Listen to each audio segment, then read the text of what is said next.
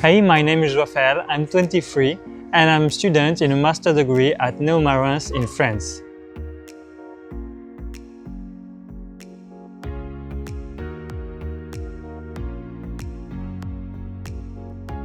I came in Vietnam for an internship as creative content producer in Vietnam Insider.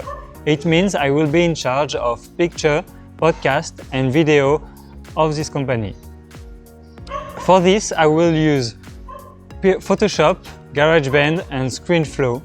My personal aims are to master this software and improve my skill in creative content producing in general. I also want to develop the online activity of Vietnam Insider thanks to my content.